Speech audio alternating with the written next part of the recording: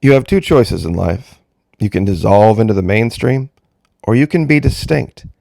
To be distinct, you must be different. And to be different, you must strive to be what no one else but you can be. In the early days of 2020, Florida charted its own course. We decided to do things very differently than the rest of the country, and as a result, we suffered a withering assault of criticism. But that wasn't too hard for the people of Florida to deal with, because for decades we had suffered under the Florida man meme, being the butt of everyone's jokes. No one's laughing now. People are starting to stand up and take notice and wonder, how is Florida able to do all of these things we wish we could do in our states? Well, I'll tell you what, it's about decisions. It's about choices. Many of you have probably heard the great news that today Florida education leaders have banned critical race theory from being taught in schools. Now, there's a special distinction in this that many have missed. You see, it wasn't an executive order from the governor's office, although he supports it. It was the Florida Board of Education in an 8-0 vote that did this. Now, I'm sure nobody out there knows a single name of any member of the Florida Board of Education. See, these are these quiet, small election victories that are key to taking back control of your states. Town councils, school boards, mayors, sheriffs. Tallahassee, 10 June. Top Florida education officials on Thursday voted unanimously to ban the controversial concept of critical race theory from being taught as part of history curriculums in K-12 schools throughout the state. In a unanimous 8-0 vote, the Florida Board of Education voted on a rule change that says, quote, instruction on the required topics must be factual and objective and may not suppress or distort significant historical events. The rule change adds that teachers must, quote, serve as facilitators for student discussion and do not share their personal views or attempt to indoctrinate or persuade students to a particular point of view.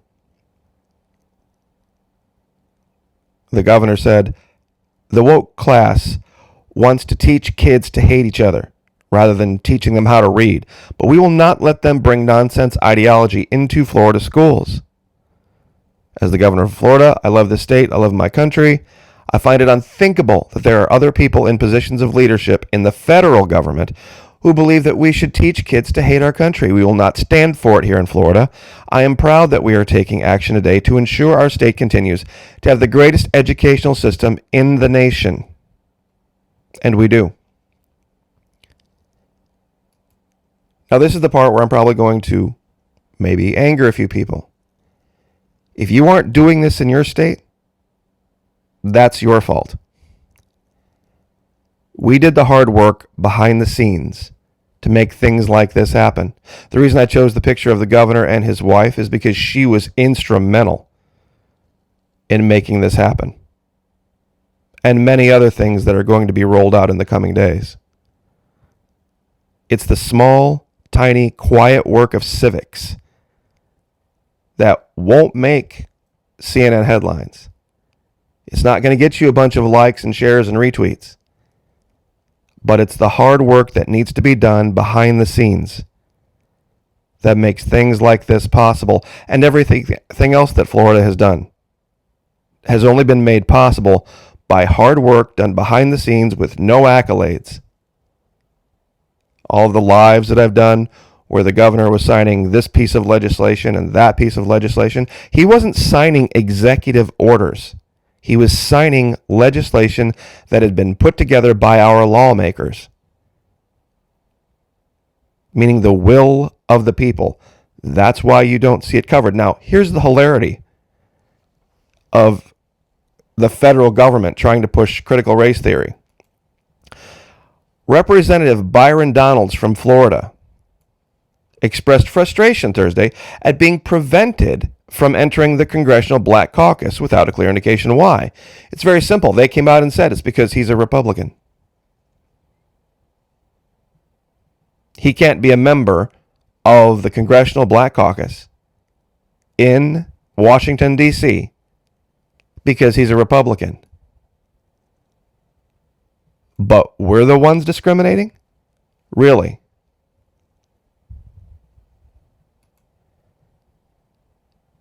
If this were the case, why is Florida's housing market doing what it's doing? You would think if Florida were the bad guys, there wouldn't be people screaming to get into the state. Sellers call the shots in Florida's overvalued housing market.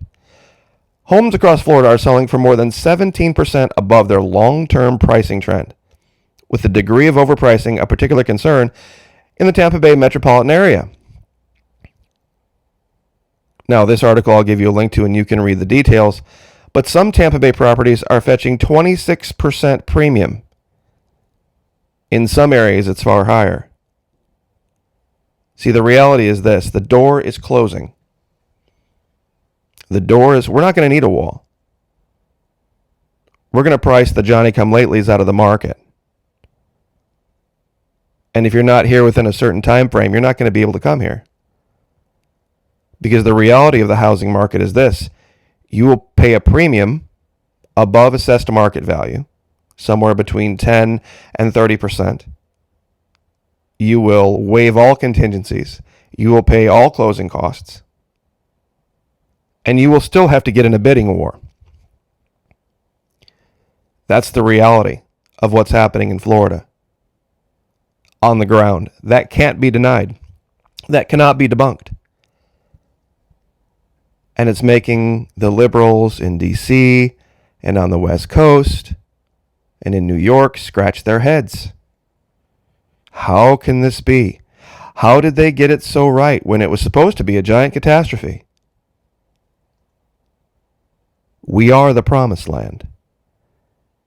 And we no longer truly are, de facto, a member of failed North America.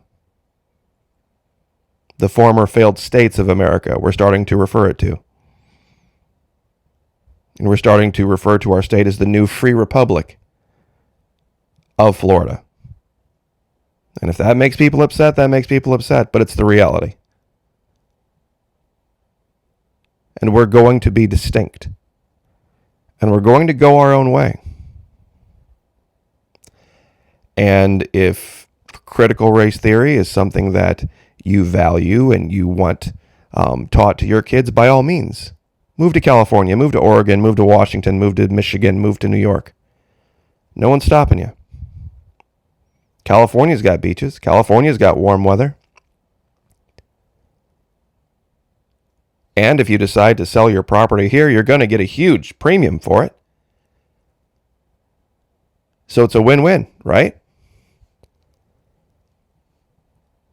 This is the reality.